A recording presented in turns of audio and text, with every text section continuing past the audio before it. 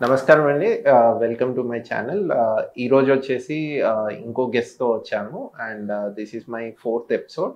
So, ఈ ఎపిసోడ్‌లో వచ్చేసి మేజర్‌గా డిస్కస్ చేసేది లోన్స్ కోసం ఒక గెస్ట్‌ని ఇన్వైట్ చేశాము. అతను అరౌండ్ 25 ఇయర్స్ ఎక్స్‌పీరియన్స్ ఉంది లోన్స్‌లో.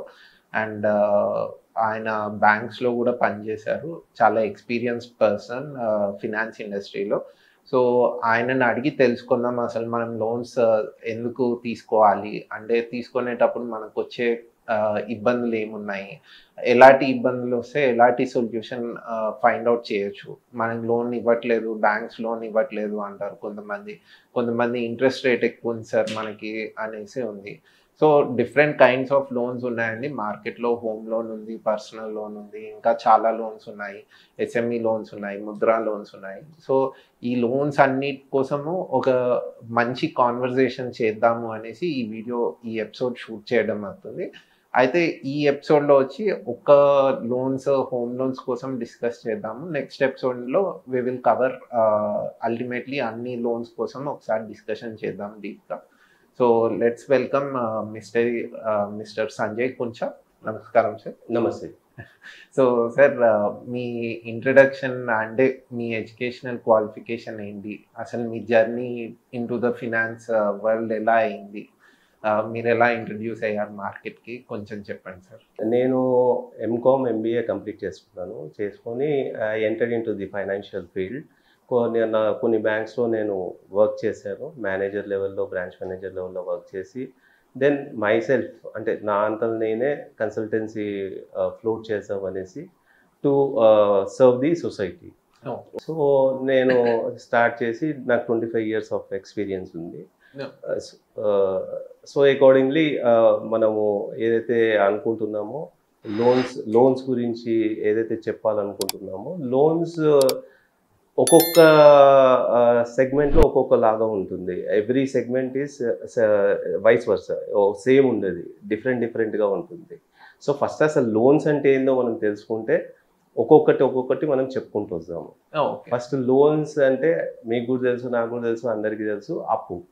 అప్పు అంటే ఒకప్పుడు ఏమంటుండేనంటే అప్పు చేసి పప్పు కూడు అనేసి చేయొద్దు అని ఎర్లియర్ ఇట్ వాస్ ఒక మెసేజ్. సో అప్పుడు కూడా ఎలా ఉండే అంటే ప్రీవియస్ మన తాతల కాలంలో ఎలా ఉండే అంటే ఏదైనా అంటే తన లోన్ అనలేమో ఆ టైంలో అంటే అప్పులాగా కావాలి అంటే ఏదైనా వస్తువు రూపంలో తీసుకెళ్ళి వాళ్ళకి ఎవరైతే ఆ ఊళ్ళో ఒక పెద్ద మనిషి ఉంటుండే ఆ పెద్ద మనిషికి ఆయనకు ఏదైనా వస్తువు రూపం, మేబీ ప్రాపర్టీయే కానివ్వండి, ఏదైనా గోల్డే కానివ్వండి, ఆర్ ఎనీథింగ్, యానిమల్స్ ఉంటుండే, అవి కూడా వాళ్ళు పెట్టి అప్పుడు ఆ టైం మందము వాళ్ళకి మనీ రిక్వైర్డ్ ఉంటుండే. కానీ వాడు మనీ ఇప్పుడు ఏదైనా వస్తువు ఇస్తే 100 రూపీస్ దాని వాల్యూ ఉన్నప్పుడు వాడు ఏం చేస్తుండే, దానికి ఓన్లీ 10 రూపీసే ఇస్తుండే. అంటే వడ్డీకి పౌసర్ లాగా మనకు అప్పుడు ఇస్తుండే. మళ్ళీ దాన్ని 10 రూపీస్ని ఏం చేస్తుండే, వడ్డీ మీద వడ్డీ వేసుకుంటా, వడ్డీ మీద చక్రవడ్డీ, మళ్ళీ మీరు ఆ వస్తువు మళ్ళీ మీరు రిటర్న్ రాకపోతుండే. సో పెట్టిండు అంటే ఇంకా అది అక్కడనే మళ్ళీ ఇంకోసారి మీరు తీసుకోలేరు.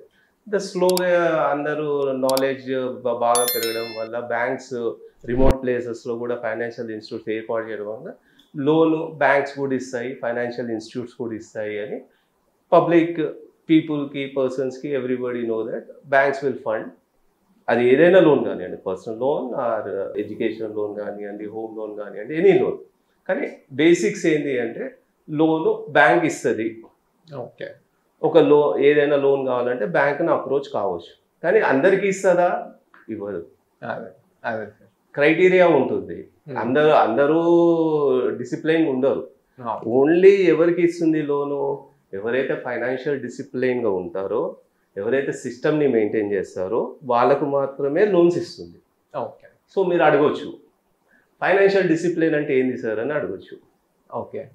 అడగచ్చు. So financial discipline is nothing but finance అంటే మనీతో కూడిన వ్యవహారం. అది ఫైనాన్స్ అంటే money, it's only link with money. Discipline అంటే అందరికీ తెలుసు, రూల్స్, రెగ్యులేషన్స్, ఆర్డర్స్, ఇవి ఎవరైతే ఫాలో చేస్తామో దాన్ని డిసిప్లైన్గా ఉండడం అని మనం అనుకుంటాం. దాంట్లో ఒకటి క్లియర్ ఎగ్జాంపుల్ కూడా తీసుకుందాము. మనం చిన్నప్పుడు ఉంటే మన పేరెంట్స్ ఏం చెప్తుంది, ఏది మంచి ఏది చెడు, మన గురువులు కూడా ఏది మంచి ఏజ్. ఇంకో చిన్న ఎగ్జాంపుల్, మనం చిన్నప్పుడు స్కూల్కి వెళ్తుండే, మీరు నేను కానీ స్కూల్కి వెళ్తుండే. స్కూల్కి మనం మార్నింగ్ లేచినప్పుడు మన పేరెంట్సే మనకు ఐరన్ చేస్తుండే, ప్లస్ మన షూస్ని పాలిష్ చేస్తుండే. సో మనం పొద్దున్నే డ్రెస్అప్ అయిపోయి, ఇప్పుడు 8:30 మన టైమింగ్. సో మన పేరెంట్స్ని మనం before 8 o'clock before 8-10 prepare ready చేసేసి మనని స్కూల్ పంపిస్తుండే. Before 8:30 we have to reach the school and enter. After 8:30 no entry. So 8:30 before ఎవరైతే పోతారో అందరు వెళ్ళిపోతారు. 8:30 తర్వాత ఎవరైతే వస్తారో అక్కడ నిల్చోబెడతారు. ఆ తర్వాత ప్రేయర్ అవన్నీ కంప్లీట్ అయ్యాక ఒక్కొక్కరిని పిలిచి మనకు అప్పుడు చిన్నప్పుడు ఒక డైరీ ఇస్తుండే, స్టూడెంట్ డైరీ. ఆ స్టూడెంట్ డైరీలో రెడ్ మార్క్ వేసేస్తారు. రెడ్ మార్క్ వేసినప్పుడు ఏం చేస్తారు, ఆ రెడ్ మార్క్ అది తెలుసు అంటే ఏదో తప్పు చేసినావు కాబట్టి నీకు రెడ్ మార్క్ వేస్తారు. అదే ఈ ఎవరైతే బిఫోర్ 8:30 పోయినరో స్కూల్ వాళ్ళే ఎవరైతే యూనిఫామ్ మంచిగా కోమ్ చేసుకొని మంచిగా రెడీ అయి వచ్చారో వాళ్ళకు కొందరిని సెలెక్టెడ్గా స్టూడెంట్స్ని తీసుకొని వాళ్ళకి రివార్డ్స్ ఇస్తారు స్కూల్ వాళ్ళే. ఎందుకంటే that has to be maintain by other people. So ఆ విధంగా school the same fund will applicable here also. అదే డిసిప్లిన్ మీరు ప్రాపర్గా ఈఎంఐ కట్టుకుంటూ వెళ్తే అదర్ బ్యాంక్స్, ఇప్పుడు మీరు ఏదైతే బ్యాంక్ తీసుకురో ఆ బ్యాంక్ కాకుండా వేరే బ్యాంక్స్ కూడా మీకు ప్రీ అప్రూవ్డ్ లోన్స్ లాగా ఇస్తుంది. ఓకే, ఒకవేళ మీకు నెగిటివ్ వచ్చింది అంటే మీకు లోన్ రాదు. ఓకే సార్, ఇప్పుడు అందరూ లోన్ అనగానే మనం నార్మల్ ప్రతి మనిషి ఇప్పుడు కామనర్ ఏదైనా షోరూమ్కి వెళ్ళి యాపిల్ ఫోన్ కొనాలన్నా నో కాస్ట్ ఈఎంఐస్ అని తర్వాత ఇవన్నీ ఇస్తారు. డిఫరెంట్ టైప్స్ ఆఫ్ లోన్స్ ఉన్నాయి, అది సపరేట్ సెగ్మెంట్. బట్ నేను అనేది ఏంటంటే లోన్ అనగానే సిబిల్ స్కోర్ అంటారు. అసలు ఈ సిబిల్ స్కోర్ ఎట్లా వస్తుంది సార్? అంటే వాల్యుయేషన్ ఎలా ఉంటుంది? మీ డిజిటల్ ఫుట్ ప్రింటా, అంటే మీరు ఓవర్ డ్రాఫ్ట్ చేయడము, మీ సేవింగ్స్ అకౌంట్లో ఓవర్ డ్రాఫ్ట్ చేసింది కూడా సిబిల్లో నెగిటివ్ మార్కింగ్ వస్తుందా? లేదంటే మీరు ఎవరికైనా పేమెంట్స్ ఇవ్వకపోవడము, కావాల్సుకొని లోన్స్ ఈఎంఐ కట్టకపోవడము, లేదంటే కొంతమంది ఈ మధ్య చాలామంది అప్రోచ్ అయ్యేది క్వశ్చన్ ఏంటంటే, సార్ మాకు యాప్లో బ్యాంకింగ్ యాప్లో ప్రీ అప్రూవ్డ్ లోన్ ఉంది, నేను కొట్టలేదు అంటారు. But without them typing the apply button and entering the OTP వాళ్ళకి లోన్ వచ్చే ఛాన్స్ లేదు. సో చాలామంది ఏం చేస్తారంటే, నేను అప్లై బటన్ పెట్టేసా వచ్చేసింది అంటారు. అప్లై బటన్ పెట్టాక కూడా you need to enter the OTP and other details to get the loan. So ఇలాంటి అప్పుడు ప్రీ అప్రూవ్ లోన్స్ చూసేటప్పుడు సిబిల్ స్కోర్లో ఏమేమి నెగిటివ్ మార్క్స్ కింద చూస్తారు సార్? అంటే బ్యాంక్స్లో మీరు బ్యాంక్ మేనేజర్ కింద చేశాను అంటున్నారు కాబట్టి ఆ డేటా ఎలా, డిజిటల్ ఫుట్ ప్రింట్ ఎలా రీచ్ అవుతుంది? ఇప్పుడు డిజిటలైజేషన్ ఉంది, ఇంతకుముందు ఎలా ఉండేది సార్? ఇంతకుముందు ఇప్పటికీ ఉన్న డిఫరెన్స్ ఏంటి? డిఫరెన్స్ అంటే ఏం లేదు.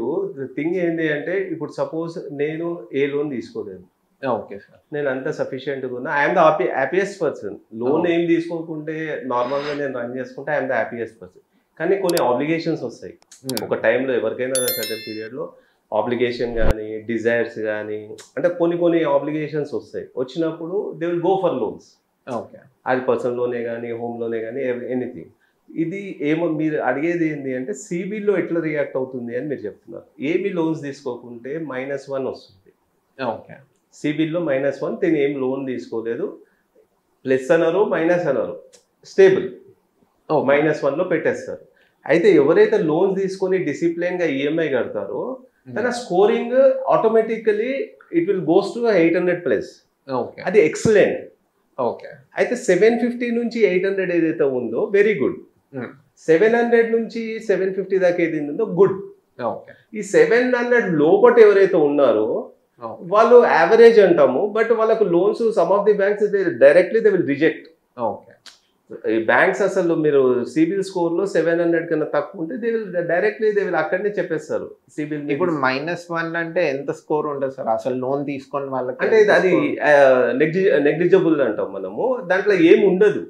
మీకు ట్రాన్సాక్షన్స్ ఉన్నప్పుడే మీ స్కోరింగ్ పెరుగుతుంది.